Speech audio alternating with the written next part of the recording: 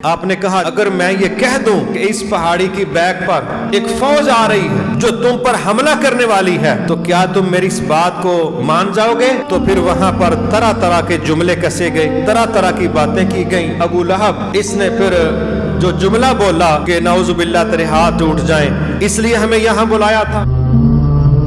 नबी सल्लल्लाहु अलैहि वसल्लम ने अपने रिश्तेदारों को बुला के जब ये सारा पैगाम पहुंचाया और साफ कहा कि मुझे अल्लाह की तरफ से ये हुक्म है कि मैं अपने रिश्तेदारों को अल्लाह का ये पैगाम सुना दूं। आपकी एक फूफो ने कहा कि आप ना फलां फलां को बुलाना रिश्तेदारों में से, लेकिन अबू लहब को ना बुलाना। वो भी जानती थी कि वहाँ रवैया मुनासिब नहीं है, बाकी फलां फलां को बुला लो और बात करो अपनी, अल्लाह खैर करेगा। तो फिर एक दिन आपने कोहे सफा पर खड़े होके अपनी इस दावत को जरा सरेआम पेश करने की कोशिश की। तो नबी सल्लल्लाहु अलैहि वसल्लम ने उस पहाड़ी पर चढ़ के ये लफ्ज बोला ना, या सबाहा, ये अल्फाज उस वक्त बोले जाते थे जब खतरे के लिए लोगों को वार्निंग देने के लिए इनवाइट किया जाता। तो कहा जाता है कि हर बंदे ने कोशिश की कि वो वहां पहुंचे, जो खुद नहीं पहुंच सका उसने कहा मैं नहीं जाता तो मेरा कोई नुमाइंदा जरूर जाए, कोई गुलाम चला जाए, कोई रिश्तेदार चला जाए, लेकिन हर बंदे ने कोशिश की कि वहां पर जाया जाए, चूंकि वो हसास मकाम है, कोई अहम किस्म की खबर हो सकती है, आम खबर नहीं है। जब वो सारे लोग जमा हो गए, फिर नबी सल्लल्लाहु अलैहि वसल्लम ने उनके सामने बात करने का तरीका बड़ा खूबसूरत इख्तियार किया। आपने सबसे पहले उन लोगों से अपनी जात के मुतल्लिक सर्टिफिकेट मांगा।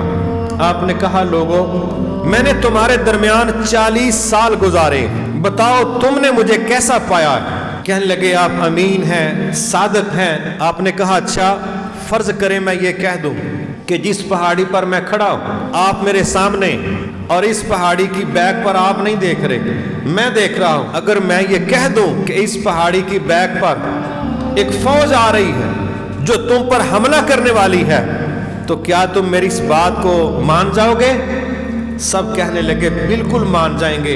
तो फिर आपने कहा मैं तुम्हें यह दावत दे रहा हूं, मैं तुम्हें यह खबर दे रहा हूं कि इस कायनात में अल्लाह के अलावा कोई रब नहीं है, कोई इलाह नहीं है, कोई काबिल इबादत नहीं है। और सुनो क़यामत आएगी, सुनो मुर्दा लोग उठाए जाएंगे, हिसाब किताब होगा।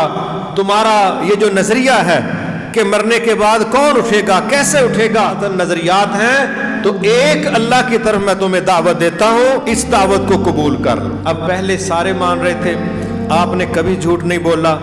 जब दीन की दावत आपने पेश की तो फिर वहां पर तरह तरह के जुमले कसे गए, तरह तरह की बातें की गई। और यही अबू लहब इसने फिर जो जुमला बोला कि नाउजुबिल्लाह तेरे हाथ टूट जाएं, इसलिए हमें यहाँ बुलाया था, हम समझे कि कोई बड़ी खास बात है, कोई बड़ा खास पैगाम है, इसलिए हमें दावत दी थी।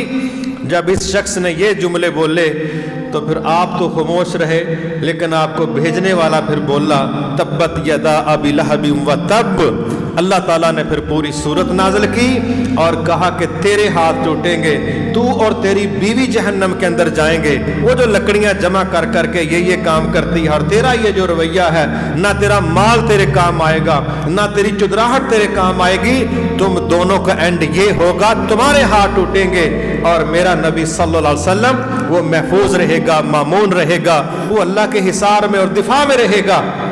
इस मौके पर लोगों ने बड़ी तादाद में बहरहाल आपकी दावत को अगर कबूल नहीं ना किया तो कम अज कम हर बंदे का रवैया सख्त नहीं था। ये चंद लोग थे जिन्होंने इस तरह की मनफी गुफ्तगू की।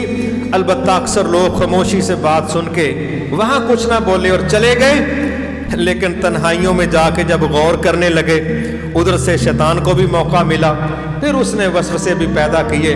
और जिस तरह उम्मीद थी कि कोई बल्क में बड़ी तादाद अल्लाह का दीन कबूल कर लेगी, वो काम ना हो सका। लोगों ने एक बड़ी तादाद में यकदम कोई टीम की शक्ल में, ग्रोह की शक्ल में वो आपके साथ उस तरह ना मिले कि जिसको देख के बंदा कह सके रे ये जलसा हमारा इस नुक्ता नज़र से बड़ा कामयाब रहा है। ये भी बहरहाल एक मरहला था